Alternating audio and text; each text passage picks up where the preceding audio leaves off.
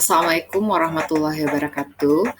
Baiklah, pada kesempatan kali ini bertemu kembali dengan saya Afdaleni ingin membahas tentang proses metabolisme. Seperti yang terlihat pada gambar, ini ada seorang anak gadis cantik ingin atau sedang memakan makanan popcorn. Mungkin saja dia sambil menonton.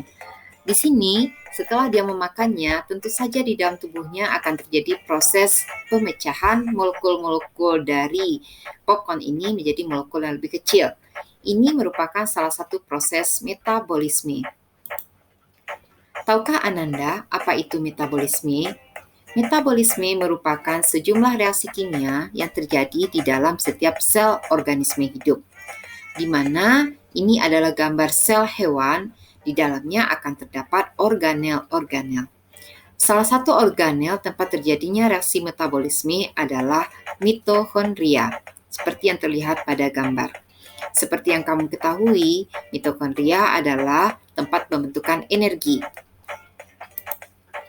Ada dua tipe metabolisme. Yang pertama, katabolisme, yaitu reaksi pemecahan, di mana jika seseorang makan, maka akan terjadi pemecahan dari molekul besar, contohnya pati, menjadi molekul yang lebih kecil di dalam mulut, menjadi maltosa.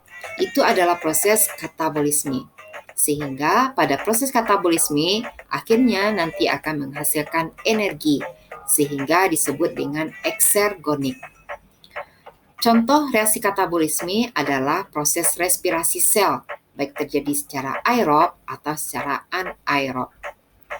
Sedangkan anabolisme, seperti yang digambarkan, adalah reaksi pembentukan, di mana organisme mampu membentuk atau membuat makanan sendiri adalah tumbuhan, dengan reaksinya fotosintesis. Jadi, pada reaksi fotosintesis akan terlihat bahwa terjadi reaksi dari CO2 tambah H2O akan membentuk glukosa dan oksigen. Maka ini adalah reaksi anabolisme. Molekul-molekul kecil akan menjadi molekul yang lebih besar. Selanjutnya, pada proses anabolisme ini membutuhkan energi atau disebut dengan endergonik. Contoh lain dari anabolisme adalah kemosintesis. Berikut akan dijelaskan mengenai katabolisme. Yang pertama, katabolisme karbohidrat, yaitu respirasi secara aerob, yaitu reaksi atau respirasi yang membutuhkan oksigen dari udara. Bersama reaksinya, glukosa tambah oksigen akan menghasilkan CO2 tambah H2O tambah energi dalam bentuk 38 ATP. Tahapan reaksi aerob ini adalah yang pertama glikolisis, yang kedua dekarboksilasi oksidatif, yang ketiga siklus Krebs, yang keempat transport elektron.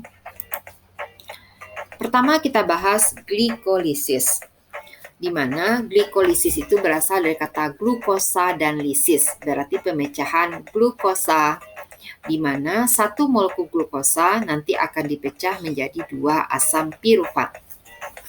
Glukosa 6-fosfat akan disertai dengan pemecahan ATP menjadi ADP sehingga menghasilkan fruktosa 6-fosfat. Fruktosa 6-fosfat akan diubah menjadi fruktosa 1,6-bifosfat. Fruktosa 1,6-bifosfat akan dipecah menjadi satu molekul menjadi fruktosa 6-fosfat, di mana akan dipecah menjadi satu molekul PGAL dan satu molekul DHAP.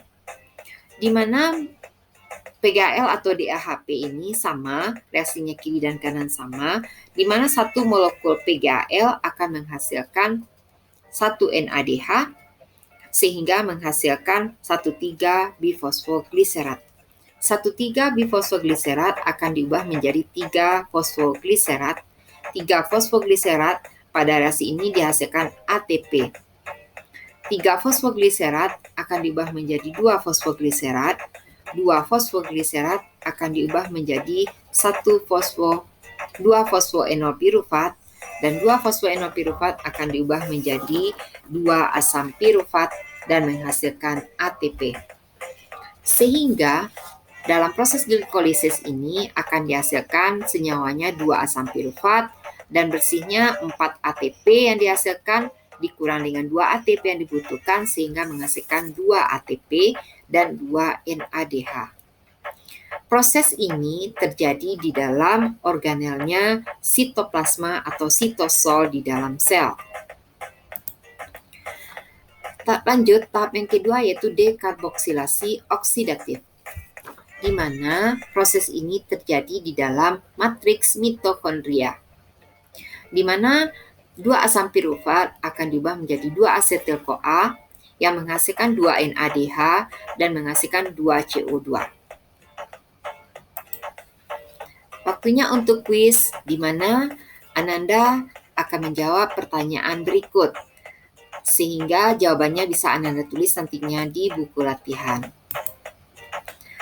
Demikianlah pertemuan kali ini, semoga bisa dipahami. Terima kasih, salam sehat, salam juara.